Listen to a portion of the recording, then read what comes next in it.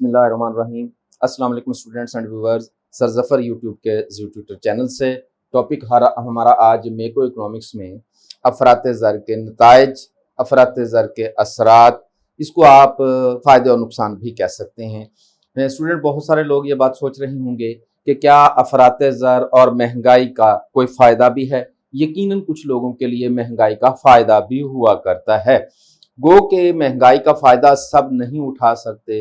जब इन्फ्लेशन आता है, जब महंगाई आती है, तो ज़्यादातर नतीजा यही निकलता है कि मुल्क में आम आदमी को भी, ज़्यादातर लोगों को, दुनिया में ज़्यादातर लोगों को इन्फ्लेशन से नुकसान ही उठाना पड़ता है। लेकिन ये बात बिल्कुल भूलने की नहीं कि बेशुमार लोग इससे फ़ायदा भी उठाते हैं।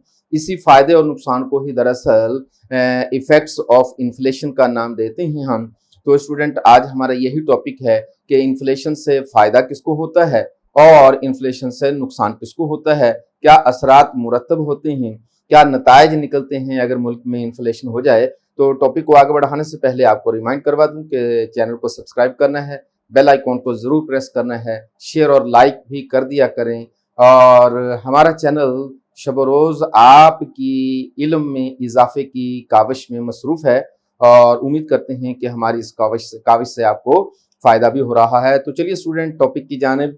अफरात ज़र के असरात। नंबर 1, कारिज और मकरूज तबका जो है उस पर क्या फ़र्क पड़ेगा। मकरूज तबका और कारिज तबका, इस पर असरात, अंग्रेजी में हम इसको देख लें डेब्टर एंड क्रेडिट क्लास जो है, इस पर क्या असरात मुरतब होंगे।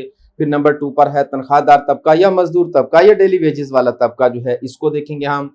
फिर ज़राअत पेशा एग्रीकल्चरल सेक्टर जो है, इस पर क्या असरात मुरतब होते हैं। फिक्स्ड इनकम पर्सनस जो होते हैं उन पर क्या असरात मुरतब होते हैं। जो शेयर होल्डर्स होते हैं, मार्केट में शेयर खरीदते हैं, उन पर क्या असरात मुरतब होते हैं।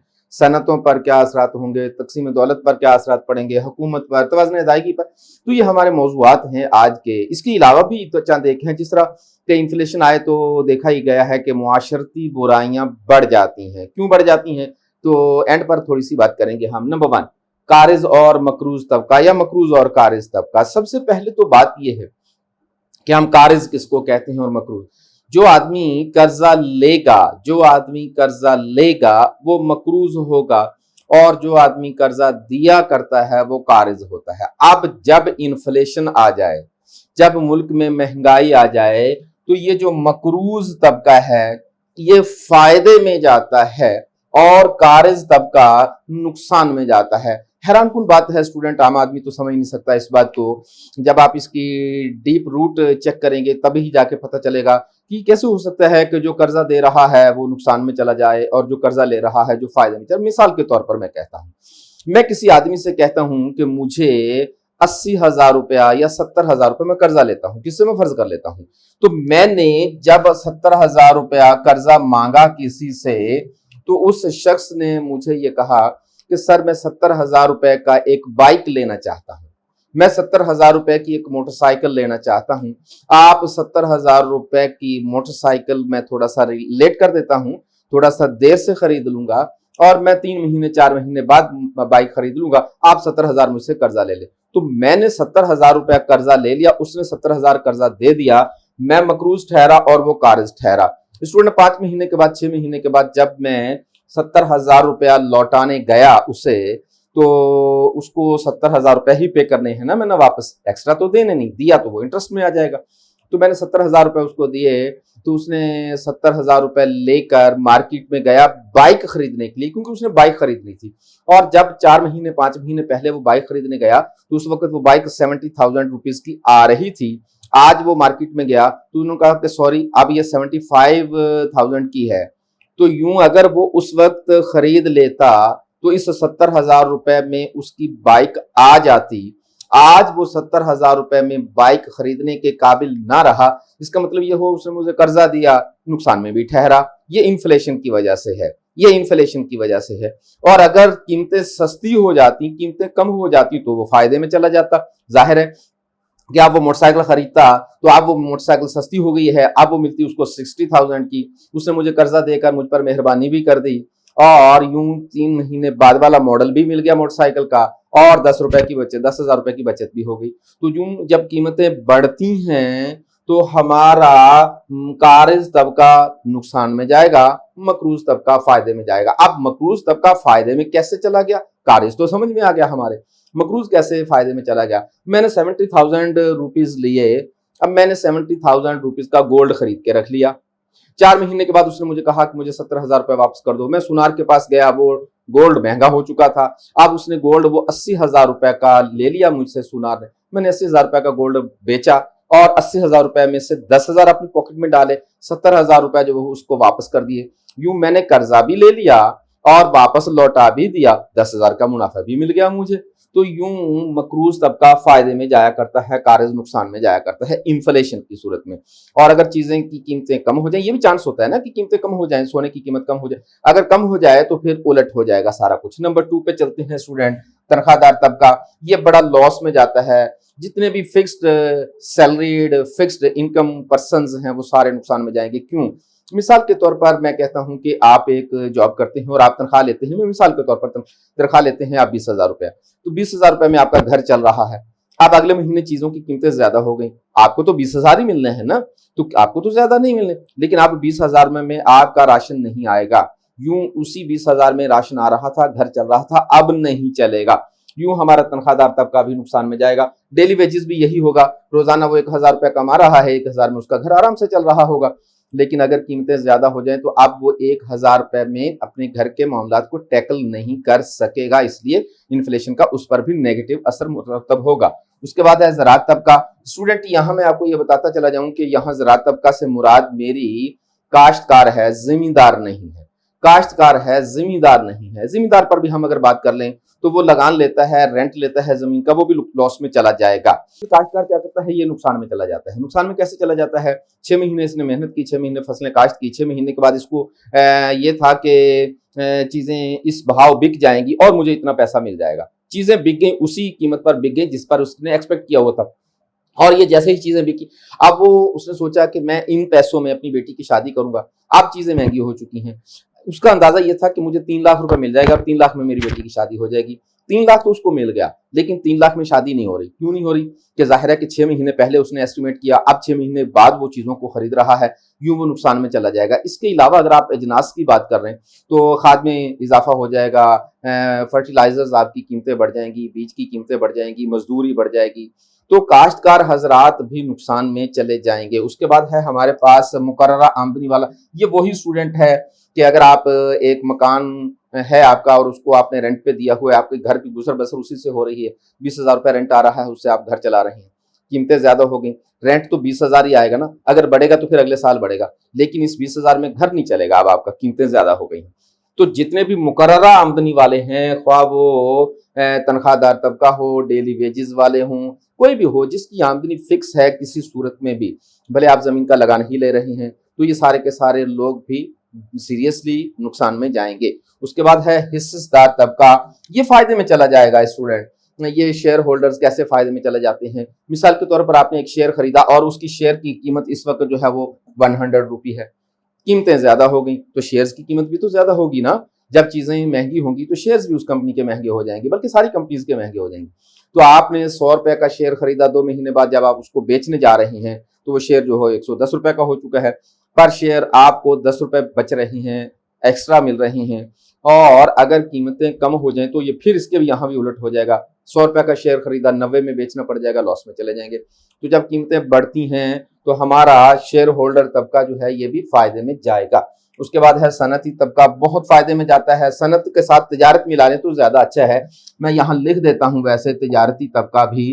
तो ये जो दोनों तबके हैं स्टूडेंट बहुत फायदे में जाते हैं। मैं कहता हूँ कि इन्फ्लेशन का सबसे ज्यादा फायदा यही लोग उठा सकते हैं।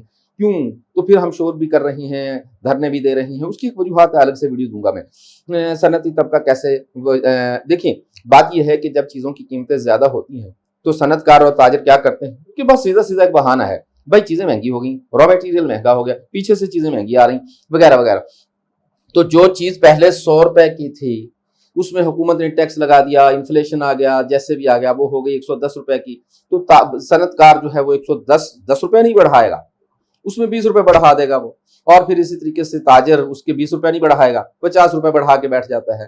तो यूं चीजें अगर महंगी हो जाएं तो ये लोग अपनी प्रोडक्ट को महंगा करके बेचना शुरू कर देते हैं, लिहाजा इनको फायदे की बजाय नुकसान होता है। मैं बार बार ये कहता हूँ, कई वीडियोस में मैंने कहा कि हमारी ताजर बरादरी है और हमारी ट्रांसपोर्टेशन बरादरी है, हमारे सनतकार हैं, ये इन्फ्लेशन से नहीं पिसते। इन्फ्लेशन से पिसता है तो मजदूर तबका पिसता है, इन्फ्लेशन से पिसता है तो तनख्वाहदार तबका पिसता है, दरमियाने तबके का मिडिल मैन।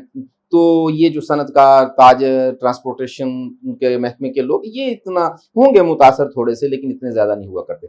उसके बाद है दौलत की तकसीम। स्टूडेंट, जब इन्फ्लेशन आएगा तो तकसीम दौलत जो है वो इसकी खलीज मजीद बड़ी होती चली जाएगी। गरीब गरीब होता चला जाएगा, अमीर अमीर होता चला जाएगा। यूं इनके दरमियान में मौजूद जो डिस्टेंस है वो बढ़ता चला जाएगा।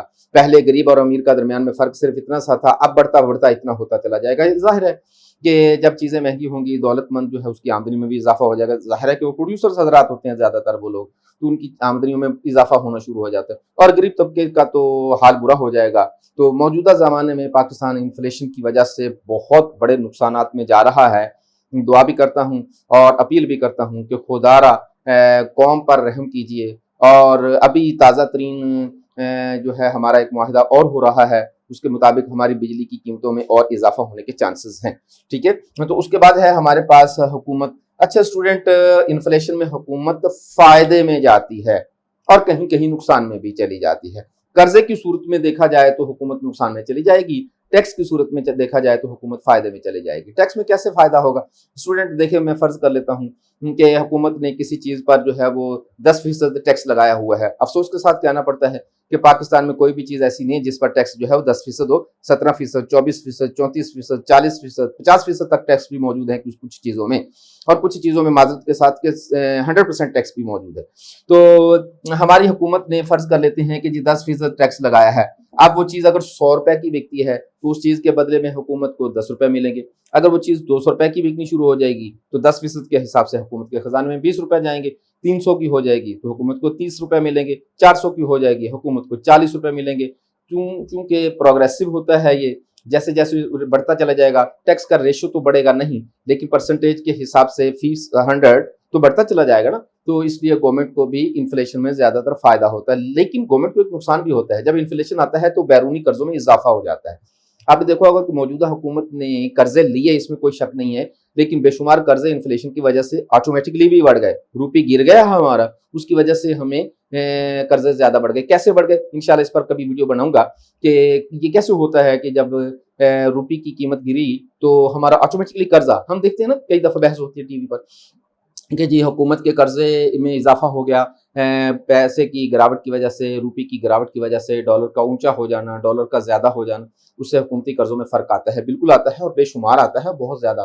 पाकिस्तान के इन्फ्लेशन की वजह से, रुपये की कीमत को गिरने की वजह से अरबों रुपए का कर्जा ऑटोमेटिकली बढ़ गया। हमने लिया नहीं है वो कर्जा, बस इन्फ्लेशन की वजह से बढ़ गया। इस पर कभी हम बात करेंगे। उसके बाद है तवाज़ुन अदायगी। ये भी बिगड़ जाएगा स्टूडेंट जब हमारे मुल्क में इन्फ्लेशन आएगा, हमारे मुल्क की चीजें महंगी हो जाएंगी। जाहिर है कि रॉ मटेरियल महंगा है, बिजली महंगी है, मजदूरी महंगी है, सब कुछ महंगा हो गया, तो चीज बढ़ जाएगी, कीमत बढ़ जाएगी। 100 रुपए वाली चीज जो है वो 110 रुपए पर चली जाएगी। तो जब 100 वाली चीज, पहले हम वो 100 वाली चीज आलमी मार्केट में 120 रुपए में बेच रहे थे सपोज, अब वो 110 की हो गई, तो 120 में बेचने की बजाय उसको 130 में बेचेंगे, 140 में बेचेंगे। तो जब इंटरनल लेवल पर कीमतें बढ़ी तो हमारी प्रोडक्शन की कॉस्ट बढ़ जाती है, लिहाजा दूसरे मुल्कों में जब हम चीज़ों को एक्सपोर्ट करेंगे तो वो ज़्यादा डिमांड करेंगे, पैसे को ज़्यादा तलब करेंगे। ज़ाहिर है उसकी कीमत बढ़ चुकी है पाकिस्तान में। तो जब हमारी चीज़ें आलमी सतह पर महंगी नजर आएंगी तो वो लोग चीज़ें खरीदना बंद कर देंगे। यूं हमारी एक्सपोर्ट का सत्यानाश हो जाएगा, एक्सपोर्ट कम हो जाएगी। मौजूदा हमें इस दौर में यही हो भी रहा है। और अगर हम देखें इंपोर्ट्स की जानिब, तो यहाँ भी ऐसा ही होगा। मुल्क की इंटरनल चीज़ें ज़्यादा महंगी लगेंगी और एक्सटर्नल चीज़ें सस्ती लगेंगी। आप देखें पाकिस्तान चाइना की चीज़ें क्यों खरीदता है, उसकी बड़ी वजह यही है कि चाइना की चीज़ें निस्बतन हमें सस्ती मिल जाती हैं। जाहिर है जब चीज़ें सस्ती मिल रही हैं तो हमें सस्ती खरीदनी चाहिए। तो अगर हम इन्फ्लेशन को गौर से देखें तो ज़्यादातर इन्फ्लेशन का नुकसान ही होता है। चंद एक तबकात ऐसे हैं जिसको थोड़ा सा रिलीज मिलता है, फ़ायदा होता है, तो वो बहुत कम होते हैं। गो कि उनका जो है वो बड़ा असर व रसूख होता है, लेकिन बात ये है कि हमें आम आदमी का भी सोचना है। तो ये था आज हमारा टॉपिक। उम्मीद करते हैं कि हमारे टॉपिक से आपको सीखने का मौका मिलेगा और मौका मिल रहा है। हमारे साथ रहिएगा। अगले टॉपिक तक अल्लाह आपका हामी और नासिर।